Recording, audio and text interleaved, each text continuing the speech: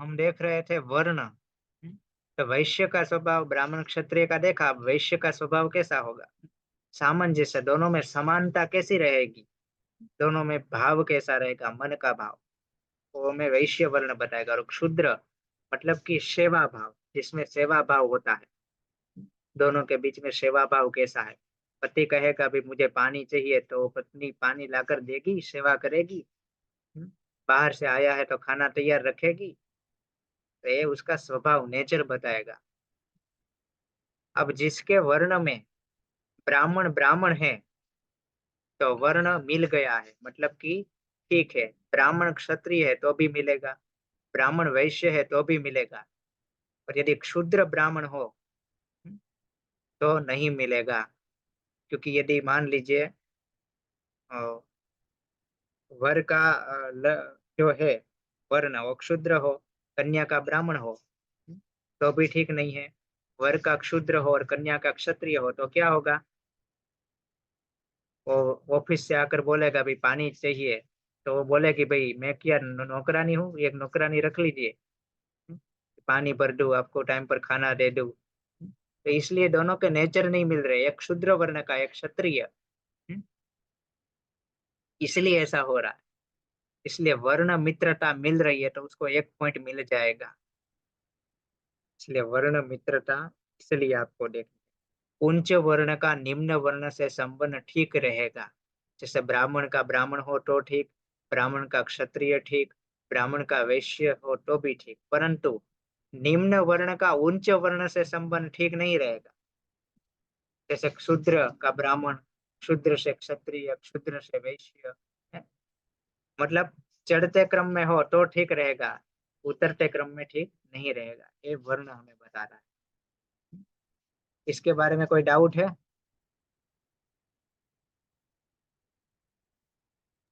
नहीं। हम्म। दूसरे नंबर पर है वश्य। वश्य का अर्थ है वशित्व। एक दूसरे के कौन एक दूसरे के वश में रह गए, कहने की बात मानेंगे, वो हमें वशित्व बताता है। वश्य व्यक्तित्व। उनके कितने पॉइंट है? 2 पॉइंट है। कैसे मिलेंगे? कितने प्रकार के जीव होते हैं इस धरती पर? तो के चतुष्पाद। चतुष्पाद का अर्थ है 4 पैर वाले जीव। फिर होते हैं कीट। कीट पतंगे हम बोलते हैं ना, तो उसको क्या बोलते हैं भाई? कीट पतंगे उड़ रहे हैं तो पक्षी। वनचर तो वन्य प्राणी, बाघ, सिंह आदि। द्विपाद तो द्विपाद मतलब 2 पैर वाला, तो 2 पैर वाले कौन है? हम, मानव। अब इसमें मैत्री है वो देखनी है हमें। देखो, चतुष्पाद मतलब 4 पैर वाला, और कीट, पक्षी, तो इन दोनों में मैत्री है? नहीं मैत्री है, आपस में मित्रता नहीं है। 4 पैर वाला और द्विपाद वाला मानव, इसमें मैत्री है? नहीं मैत्री है, क्योंकि 4 पैर वाला भले गाय भैंस हो सकता है, तो वो तो पालतू पशु है, परंतु बाघ शेर, इनसे मानव की मित्रता नहीं होगी। वो तो मानव सामने जाएगा तो पालतू है तो और बात है, हमें यहाँ नैसर्गिक मित्रता देखनी है। सामने मानव आ जाएगा तो वो फिर सोचेगा नहीं भाई ये तो मेरा मित्र है, वो तो उसको खा जाएगा। तो दोनों में मित्रता नहीं है। मित्रता किस में है? पक्षी में और मानव में। हम्म? फिर पक्षी मानव और मानव पक्षी, तो इन दोनों में आपस में मित्रता हो तो उसको वैश्य में 2 पॉइंट मिल रहे हैं, ऐसा हम जानेंगे। देखो यहाँ नीचे लिखा है, जिस प्रकार कोई वनचर जल में नहीं रह सकता। कोई वनचर है वन में विचरने वाला, वो जल में रहेगा? सिंह, उसे बोलो कि भाई तुम समुद्र में चले जाओ, नहीं जाएगा। अरे भाई उसे थोड़ा तैरने आता है, समुद्र का जीव नहीं, और धरती पर रहने वाला जीव है। हम्म, तो यदि किसी लड़के का वर्ण वनचर हो और लड़की का क्या हो? जलचर, तो दोनों में मित्रता नहीं होगी। दोनों में मित्रता नहीं होगी। कीट पक्षी जल में नहीं रह सकता। कीट पक्षी, पक्षी आकाश में विचरण करने वाले, तो उसे बोलो भाई जल में चले जाओ, नहीं जाएंगे। क्यों? अरे भाई, वो उसका थोड़ा डिपार्टमेंट है, वो तो गगन के वासी है, नील गगन के वासी पक्षी, तो वो वहां विचरण करने वाले हैं। वो और मानव, तो मानव जल में नहीं रह सकता, वनचर और जलचर उनमें भी शत्रुता हो गई। तो जिसमें मित्रता बन रही हो तो हमें वश्य में 2 पॉइंट मिलेंगे। यदि नहीं मिल रहा है, दोनों का विपरीत लिंग है, तो 2 में से 0 आ जाएगा। तीसरे नंबर पर है भाग्य। भाग्य का साथ है दोनों में। पूछते हैं कि भाई हमारे घर जो वधु आने वाली है लड़की, तो क्या शुभ कदम लेकर आएगी, हमारे घर में धन आएगा कि धन चला जाएगा, ये चौपट हो जाएगा सब। सर, हाँ जी। कोई आ गया, कोई आ गया, मैं 5 मिनट में आऊं? हाँ कोई बात नहीं, ठीक है। तो भाग्य बताएगा। भाग्य में क्या लिखा है? तो तारा मिलान। आपने तारा मिलान पढ़ी है वैदिक ज्योतिष में? 9 प्रकार की तारा होती है, इसमें 3 प्रकार की तारा अच्छी नहीं है। कौन सी? विपत, प्रत्यरी और वध। तो आपको क्या करना है? देखो ये सब गणित आपको करने की कुछ जरूरत नहीं है, आपको समझना है, इसलिए ये सब मैं आपको बता रहा हूँ। आजकल कोई आप पेन लेकर कॉपी लेकर बैठने वाले तो नहीं, एक एक का हिसाब लगाकर। आपके सामने सॉफ्टवेयर है, तो ये सब मिलाकर दे देगा। आपको पता करना है कि भाई तारा है क्या, तारा से क्या होगा जीवन, इसलिए मैं बता रहा हूँ। आपको किसी को पता नहीं होता। तारा मिलान 9 प्रकार की है, उसमें से तो वर के नक्षत्र से गिनकर वधु के नक्षत्र और वधु के नक्षत्र से लेकर वर के नक्षत्र में तारा गिनने पर यदि विपत, प्रत्यरी और वध तारा आए तो ये अच्छी नहीं मानी जाएगी। यदि विपत तारा आ रही है तो पूरे जीवन में विपत्ति आने की संभावना है। प्रत्यरी तारा आ रही है दोनों में, तो प्रत्यरी का अर्थ है शत्रु। जीवन में कई लोग शत्रु बनेंगे एक दूसरे के, इनके। और यदि वध तारा आ रही है तो दोनों में से एक की मृत्यु होने की संभावना है। इसलिए तीनों तारा नहीं आनी चाहिए।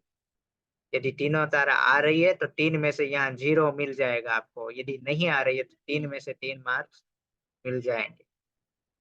ये 3 तारा नहीं होनी चाहिए, बाकी की सब ठीक है, वो चली जाएगी। तो ये है हमारा तारा मिलान। अब हम देखेंगे योनि मिलान। योनि क्या बताएगी? हमारी मन स्थिति, दोनों के बीच सेक्सुअली संबंध, संभोग, मैथुन, रति क्रिया, ये सब हमें बता। संभोग से संतोष। सर, आवाज नहीं आ रही। अब आ रहा है आवाज?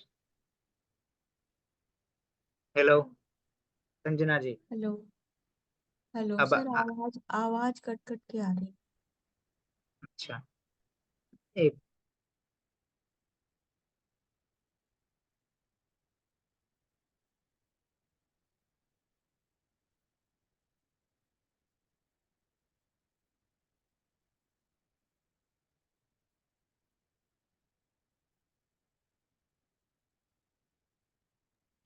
हाँ अब आ रही है ठीक से आवाज? जी आ रही। हम्म। तो यूनि, तो यानी का मैं बता रहा था, योनि के 4 मार्क्स है। मानसिकता, दोनों की मनस्थिति कैसी रहेगी, बेडरूम के संबंध, सैया सुख दोनों के बीच में कैसा रहेगा। जिस तरह कोई जलचर का संबंध हमने ऊपर देखा, उसी तरह वनचर से नहीं होता, उसी तरह अन्य जीव जंतु का संबंध भी देखना है कि वह आपस में मित्र है कि शत्रु। कितने प्रकार के हैं, योनि कितनी प्रकार की है? देखो नीचे लिखा है, अश्व मतलब घोड़ा, गज मतलब हाथी, मेष का अर्थ है भेड़, सर्प का अर्थ है सांप, श्वान का अर्थ है कुत्ता, मार्जार का अर्थ है बिल्ला, बिल्ला, बिल्ली, वृषभ का अर्थ है चूहा, महिष का अर्थ है भैंसा, व्याघ्र का अर्थ है बाघ, सिंह। मृग का अर्थ है हिरण, वानर का वानर, नकुल का नेवला और सिंह। तो अब योनि कब मिलेगी? मान लीजिए कि वर की योनि कौन है? सर्प है, वर की योनि सर्प है और लड़की की योनि नकुल है। तो अब आप मुझे बताइए कि सांप और नोल नेवले में मित्रता है या शत्रुता है?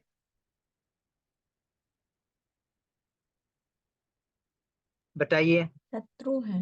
हाँ। तो शत्रु है दोनों। हाँ, तो दोनों शत्रु है, सांप और नेवला।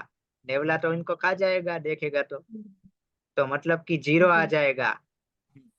फिर मान लीजिए किसी लड़के का योनि मृग है, हम्म, और किसी लड़की की योनि क्या है? अश्व है। तो घोड़े और हिरण में मित्रता है ना? जी। हाँ, तो मतलब योनि मिल गई, 4 में से 4 पॉइंट मिल गए। ऐसे ही यदि एक दूसरे की योनि मिल रही है तो 4 पॉइंट मिलेंगे, वरना उसमें 0 आ जाएगा। इसलिए योनि यहाँ हमें देखनी है। अब सबसे जरूरी बात, ग्रह मैत्री। दोनों की आपस में ग्रह मैत्री होनी चाहिए। मैत्री से क्या होगा? दोनों में प्रेम भाव रहेगा, दोनों में आपसी मित्रता रहेगी, अनुकूलता रहेगी, दोनों में शांतिमय वातावरण बना रहेगा, आपस में प्रेम होगा। इसलिए ग्रह मैत्री अत्यंत जरूरी है। यदि किसी की ग्रह मैत्री मिल गई, 5 में से 5 मिल गए, तो ऊपर के जो 4 दोष है ना, वर्ण, अ, योनि, गण, हमने देखे ऊपर के 4 है, 5 नंबर, ऊपर के 4 दोष कट जाएंगे। ग्रह मैत्री में 5 में से 5 है तो ऊपर वाले भूल जाए, भले न मिल रहे, कोई बात नहीं। ग्रह मैत्री होनी चाहिए 5 में से 5। पर ग्रह मैत्री 0 है तो ऊपर के 4 भी दोष लगेंगे, प्लस ग्रह मैत्री के 5, 9 दोष हो गए ना, 9 नेगेटिव पॉइंट मिल गए हमें। पर ग्रह मैत्री मिल गई तो वो यदि नहीं नहीं मिल रहे ऊपर वाले तो चलेगा। ग्रह मैत्री है क्या? वर और वधु की जो राशि है, चंद्र राशि, उसके स्वामी आपस में नैसर्गिक मित्र है कि नहीं, वो हमें ग्रह मैत्री बताए। जैसे एक की चंद्र राशि दूसरे की चंद्र राशि राशि का। हाँ जी, बोलिए बोलिए। पर जो राशि है उसका स्वामी। हाँ, एक दूसरे का मित्र होना चाहिए। जी। हम्म। ठीक है। जैसे जैसे एक की राशि है वृषभ, दूसरे की राशि है कुंभ, ठीक है। अब वृषभ राशि का स्वामी कौन बना? शुक्र। और कुंभ राशि का स्वामी कौन बना? शनि। शनि। शनि। हाँ, तो शुक्र और शनि आपस में मित्र है ना? हाँ, मित्र है, हम्म। इसलिए ग्रह मैत्री मिल गई 5 में से 5। पर किसी की एक की राशि मेष हो और दूसरे की राशि वृश्चिक हो, सॉरी वृश्चिक नहीं, मकर हो। एक की राशि मेष हो, दूसरे की मकर हो, तो मेष का मंगल और मकर का शनि, तो आपस में परम शत्रु हो गए दोनों। तो ग्रह मैत्री नहीं मिल रही है। हम्म, दोनों की ग्रह मैत्री नहीं मिल रही है, मतलब कि दोनों की राशि के स्वामी आपस में मित्र होने चाहिए। आपको पता है कि कौन ग्रह आपस में मित्र है, कौन शत्रु है, आपने पढ़ा है वैदिक ज्योतिष। हम्म, तो ये बात हमें देखनी जरूरी है कि ग्रह मैत्री हो, और यदि नहीं मिल रही तो परेशानी या दोनों में बनेगी नहीं। एक ही छत के नीचे रहकर भी दोनों बात नहीं करेंगे यदि ग्रह मैत्री नहीं। एक ही घर में रह रहे दो लोग, पति पत्नी, पर बात तो हफ्ते हफ्ते भर नहीं करते, एक एक महीने तक भाई बोलते नहीं, या एक दूसरे से दूर हो जाते हैं। क्यों? ग्रह मैत्री नहीं है दोनों में। हम्म? परस्पर दोनों में विरोध है, विरोधी भाव है, इसलिए नहीं मिल रहे दोनों। बेडरूम में यदि सो रहे एक बेड पर एक का मुंह इधर है और एक का मुंह उधर है, तो ग्रह मैत्री नहीं मिल रही है आपस में, एक दूसरे के विपरीत चल रहे हैं। एक बोल रहा है कि भाई मुझे ये खाना है, एक दूसरा बोला नहीं मुझे, मैं तो यही बनाऊंगी, यही मुझे खाना है। गृह मैत्री नहीं मिल रही। एक बोल रही है कि भाई मुझे तो ये खरीदना ही है, दूसरा बोले कभी अभी नहीं खरीद सकते। नहीं, तो इसी के बीच झगड़ा शुरू हो जाता है, गृह मैत्री नहीं मिल रही है। इसीलिए गृह मैत्री का होना अत्यंत जरूरी है। गृह मैत्री क्या है? एक बोलेगा कि आज हम यह बनाकर खा लेते हैं क्योंकि थोड़ी सी हमारी स्थिति ठीक नहीं है, तो दूसरे भी बोलेंगे चलो ठीक है चलेगा। एक बोलेगा कि भाई चलो इस साल हम घूमने नहीं जाएंगे क्योंकि हमारी थोड़ी स्थिति खराब है, तो दूसरा बोलेगा हाँ कोई बात नहीं हम दूसरे साल चले जाएंगे। तो एक की हाँ में दूसरे की हाँ होना वो गृह मैत्री, और एक की हाँ में दूसरे की ना होना वो गृह मैत्री नहीं बताता, जीरो। कुंडली मिलान में 3 बात ध्यान रखिए, गृह मैत्री, भकुट और नाड़ी, ये 3 तो मिलने ही चाहिए। बाकी के दोस्त का कुछ कर लेंगे, परिहार हो जाएगा। यदि 3 मिल रहे हैं तो दूसरे तो चल जाएंगे, कोई बात। गृह मैत्री मिल रहे तो ऊपर के चारों दोस्त मैंने बता दिए जैसे स्वतः समाप्त हो जाएंगे। उसके बाद गण, तो गण क्या है? सामाजिक स्थिति बताता है, गुण बताता है, दोनों समाज के बीच में ठीक रहेंगे यदि दोनों लड़का लड़की शादी के बाद किसी के विवाह में जा रहे हैं, किसी के फंक्शन में जा रहे हैं, समाज के बीच आ रहे हैं, क्योंकि आपसी संबंध तो है, समाज के बीच में भी उनको रहना है, समाज को दिखाना है उनको। तो वो ठीक, वो संबंध ठीक बन रहा है जीवन में, वो क्या बताएगा? वो गण बताएगा। गण कितने प्रकार के हैं? 3 प्रकार के, देव, राक्षस और मानव, यानी कि मनुष्य। देवगण का क्या स्वभाव है? दया, परोपकार, सुख, अच्छा करना, किसी को माफ करना, झुक जाना, सरेंडर कर देना। और राक्षस का क्या स्वभाव है? ये होना ही चाहिए, मुझे चाहिए तो चाहिए, वरना आज खाना नहीं बनेगा घर में, वरना मैं मायके जाने वाली हूँ, वरना ये हो जाएगा, वरना वो हो जाएगा। कहीं से पर लेकर, कहीं से भी कुछ भी कर कर लेकर मुझे दीजिए, मुझे चाहिए। मतलब किसी भी स्थिति में राक्षस लोग कैसे होते हैं? राक्षस स्वभाव वाले नहीं, उसको कोई दया भाव मन में नहीं होता, उसका जो हो मर जाए तो कोई बात नहीं, मुझे कोई टेंशन नहीं, पर मुझे मिलना चाहिए। पर मनुष्य चल जाएगा, ठीक है कोई बात नहीं। तो एक का वर्ण देव हो और दूसरे का वर्ण मानव हो तो भी उत्तम, एक का वर्ण देव हो दूसरे का देव हो तो अति उत्तम। पर एक का देव हो और दूसरे का राक्षस तो नहीं चलेगा।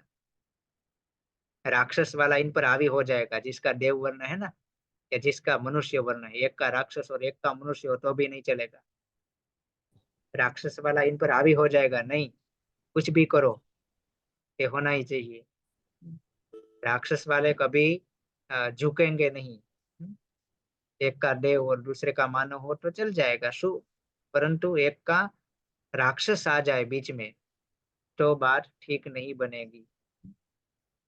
इसलिए आपस में मित्रता देखनी है, मानव मानव मित्र है, देव मानव मित्र है, राक्षस राक्षस दोनों हो तो भी मित्र है।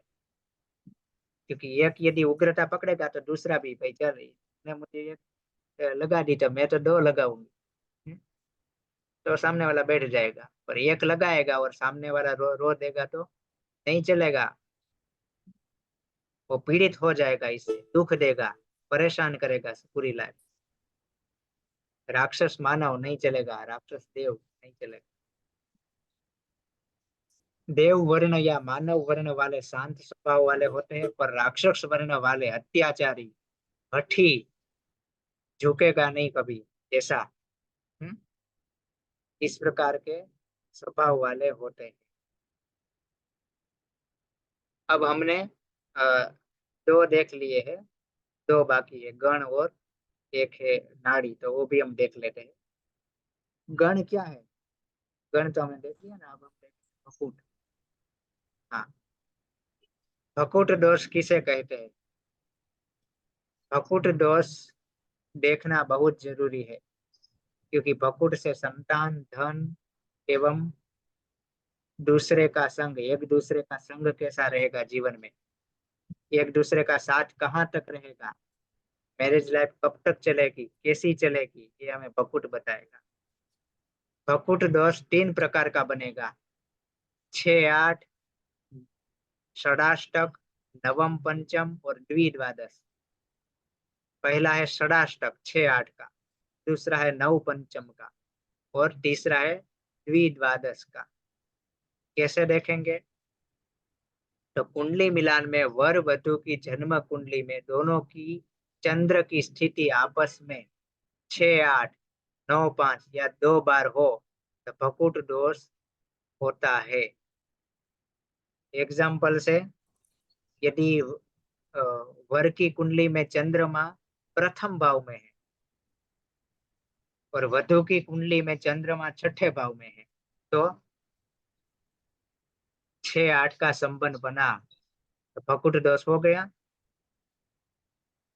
यदि एक दूसरे की कुंडली में चंद्रमा की स्थिति, एक में चंद्रमा जिस भाव में है उस भाव से गिनकर दूसरे की कुंडली में चंद्रमा अष्टम भाव पर है, या अष्टम भाव से गिनकर कुंडली में चंद्रमा छठे भाव पर है, तो क्या होगा? शारीरिक कष्ट उत्पन्न करेगा दोनों में। ये प्रथम प्रकार का भकुट दोष, शारीरिक कष्ट। दूसरे नंबर का नव पंचम, एक का चंद्रमा लग्न भाव में है या किसी भी भाव में है, मान लीजिए चतुर्थ भाव में है एक का चंद्रमा, दूसरे का चंद्रमा 12वें भाव में है, तो एक दूसरे से गिनने पर नवम पंचम योग बनेगा। क्यों नखून खा रहे हो भाई इतने? हैं? खाए जा रहे दोनों नखून। दोनों की कुंडली में नव पंचम योग बनेगा, तो नव पंचम योग है तो संतान प्राप्ति में बाधा करवाएगा, रिश्ते में दूरियां करवाएगा। रोहिणी जी, आपका माइक ऑफ कर लीजिए, जब प्रश्न पूछना हो तब ऑन करिएगा। जी सर, सॉरी सर, मुझे नहीं हाँ, ध्यान कोई नहीं बात था नहीं। सर। तो नव पंचम, यदि नव पंचम का दोष बन रहा है तो संतान प्राप्ति में बाधा भी करवाएगा, रिश्ते में दूरियां भी करवाएगा। ये किसी की संतान नहीं हो रही है, आपके पास कुंडली आ रही है, कोई बोल रहा है ना भाई कितने साल हो गए संतान नहीं हो रही है, तो देखिए उसकी कुंडली में नव पंचम का भकुट दोष होगा ही, इसलिए नहीं हो रही है संतान। इसलिए भकुट दोष देखना अत्यंत जरूरी है। अब उसी तरह किसी की कुंडली में दो द्वादश का द्विद्वादश संबंध हो चंद्रमा का, एक की कुंडली में चंद्रमा मान लीजिए दसम भाव में है और दूसरे की कुंडली में चंद्रमा नवम भाव में है, दसम से नवम 12वां और इधर नवम से दूसरा गिने तो 2, द्विद्वादश, एक दूसरे से 2, 12 का संबंध हुआ, तो उस संबंध में क्या होगा? धन की समस्या होगी दोनों के बीच में। उस स्थिति में क्या होगा? यदि वर की स्थिति अच्छी है ना, तो वधु जब विवाह कर कर घर आएगी ना, तो उसका सब चौपट हो जाएगा, बिजनेस चौपट हो जाएगा, दुकान चल रही है दुकान भी बंद हो जाएगी। कई लोग कहते हैं ना कि भी तेरे कदम शुभ नहीं है, तेरे आते सब बुरा होने लगा हमारे घर में, तो उसकी कुंडली में द्विद्वादश का भकुट दोष बन रहा होगा, इसलिए ऐसा हो रहा है। तो ये भी आप बात ध्यान में रखिए कि भकुट दोष इसलिए जरूरी है। अब भकुट दोष के कौन से उपाय है? 1.25 लाख महामृत्युंजय मंत्र अनुष्ठान करवाइए। पहले तो बोल दीजिए कि भी मना कर दीजिए, नहीं मिल रही कुंडली। फिर यदि पीछे पड़ गए, लव मैरिज वाले हैं, तो हमें तो शादी करनी है, तो बताइए कि भाई ये एक उपाय है, इस तरह का उपाय करिए। पर कई लोग क्या करते हैं, कई लोग शादी होने के बाद कुंडली दिखाते, तो अब तो हो गया कुंडली तब देखी नहीं, भकुट दोष बन रहा है, नाड़ी दोष बन रहा है, तो 1.25 लाख महामृत्युंजय मंत्र का अनुष्ठान करवाइए।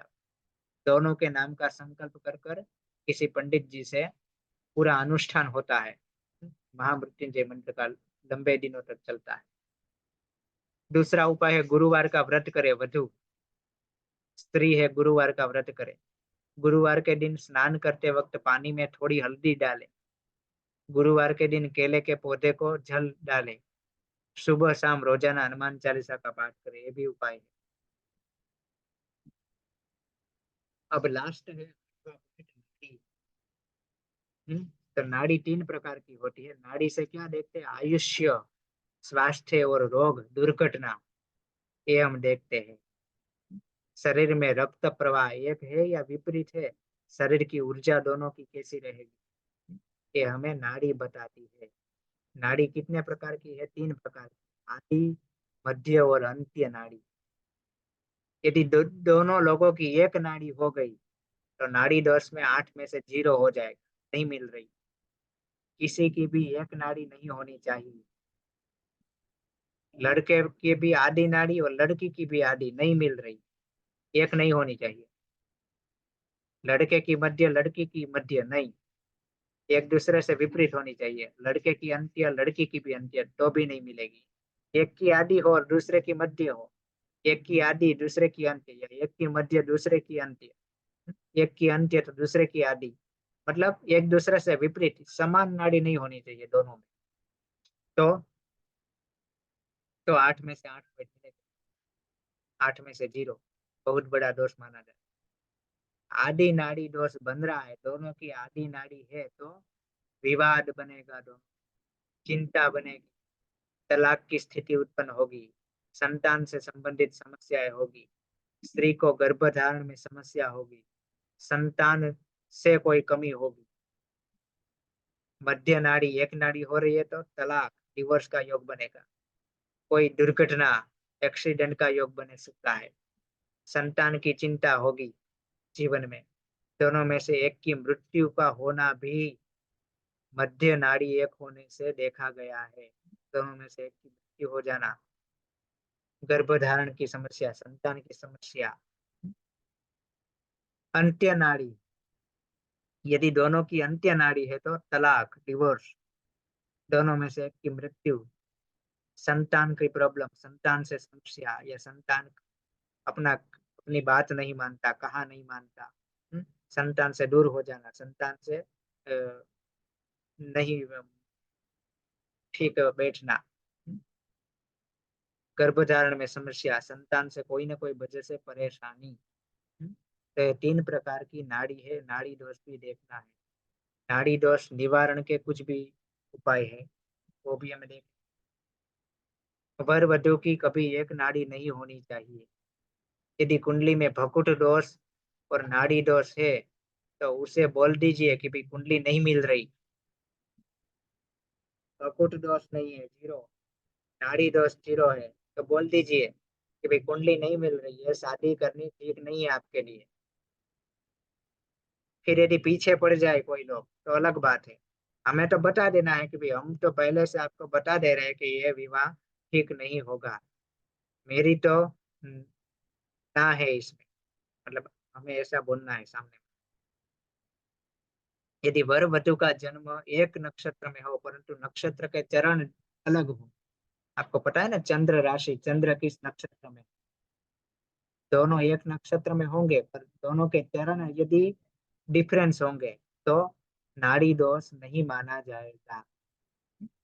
दूसरा भंग होने का कारण, यदि वर वधु की जन्म राशि एक हो लेकिन नक्षत्र अलग अलग हो, दोनों की एक राशि हो, वृषभ राशि दोनों की हो या कुंभ राशि दोनों की हो, परंतु दोनों चंद्र जिस नक्षत्र में हो, नक्षत्र डिफरेंस अलग है, तो भी नाड़ी दोष भंग माना जाएगा।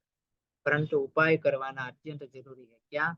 1,25,000 महामृत्युंजय मंत्र जप अनुष्ठान, या आप बोल सकते हैं गोदान करना।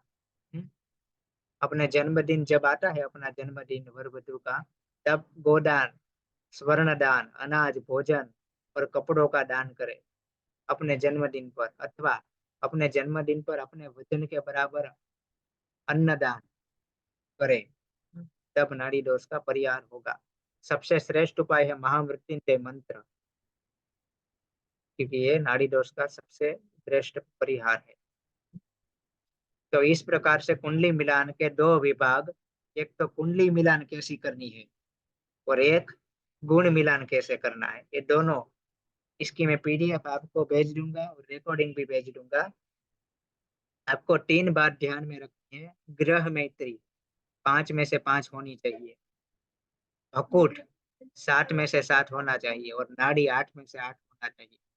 बाकी का कोई टेंशन नहीं, बाकी चल जाएगा, क्योंकि सभी का सभी तो नहीं मिलेगा, सर्वगुण संपन्न कोई नहीं है ईश्वर के अलावा।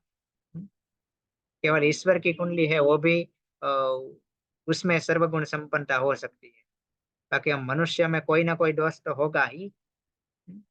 इसलिए 3 जरूर ध्यान में रखिए आप कुंडली मिलाते वक्त, ग्रह मैत्री, अकूट और नाड़ी। अब हमें कुंडली कैसे देखनी है वो हम कल क्लास में देखेंगे। कल हम प्रैक्टिकल पर जितनी कुंडलियां है वो कुंडलियां भी लेंगे। आपके पास कोई कुंडलियां है तो वो कुंडलियां भी आप दे सकते हैं, उसके बारे में हम चर्चा कर लेंगे। ठीक है, आज की क्लास यहाँ तक रखते हैं।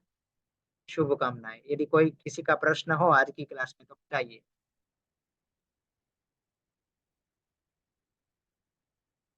संजना जी, रोहिणी जी, कोई प्रश्न है आपका? नहीं सर। ठीक है। नहीं सर। हाँ, तो आप है ना ये रिकॉर्डिंग सुन लेना, तो लेट आई थी ना इसलिए। ठीक है, हाँ, चलो शुभकामनाएं। जी सर, क्योंकि क्या है ना सर, मैं भी ऑन वे हूँ ना सर, तो बहुत डिस्टर्ब हुआ है सर आवाज बीच बीच में। वो अच्छे से रिकॉर्डिंग सुनूंगी ना तब हाँ, समझ में आएगा। ओके ओके, ठीक है, चलो शुभकामनाएं।